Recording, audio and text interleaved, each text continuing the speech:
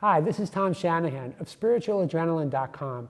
I'm here today at the KTD Monastery in Woodstock, New York, to talk with Lama Solstrom Yeshe about the interrelationship between Buddhist teachings and the 12 steps of recovery. Lama, thank you so much for coming today.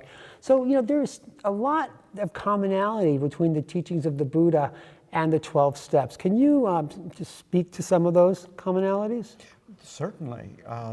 The most basic level, Buddhism is about our minds. You could say a science of mind. And of course, the 12-step program is working with your mind, working with your motivation, and so forth. And so in Buddhism, there is a path, and in the 12-step program, there is a path. And you could look at the 12 steps as being like steps on a stairway and steps that a person takes while they are going up the stairway. And in Buddhism, it is the same way. There is a path, and there is the person that travels the path. Now, what I think is really important about Buddhism is that we are considered fundamentally good.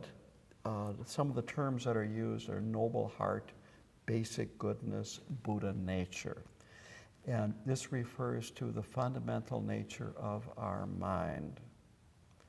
And the path is one of bringing out and developing those qualities.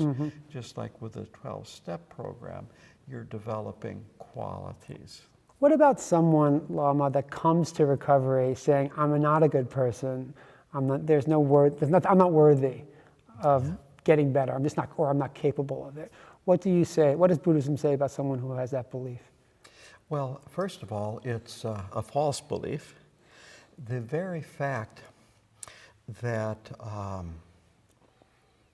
we're humans, we have a lot of qualities that are unrecognized. We have the potential to love. I once saw a man, he was dressed like a biker, with a chrome chain, the leather jacket, looking really tough. And he was coming out of a store, and he had a little clear plastic bag with water and a goldfish in it. He liked that goldfish. He had a warm spot in his heart for a goldfish. He had a warm spot. I hear you. Yeah, we all have a warm spot in our heart somewhere. With children, it's more obvious. As we get older, we become desensitized. But for instance, if in a nursery in a hospital where you have newborn children, if one starts crying, others come in and start crying too. They have empathy even at that early age. So will Buddhist teachings help an addict learn to relate to others, or just learn to better understand themselves? How would the Buddhist teachings help bring out that person that you were saying is inside? Yeah, it starts by working with yourself. And what I have found is the more I understand myself, the more I understand other people. That you learn to make friends with yourself, with your fear, with what is pushing your buttons. And when you learn that, you realize that these things are impulses and urges that you do not have to follow. Lama, thank you so much for taking the time to come and talk to us about these things today.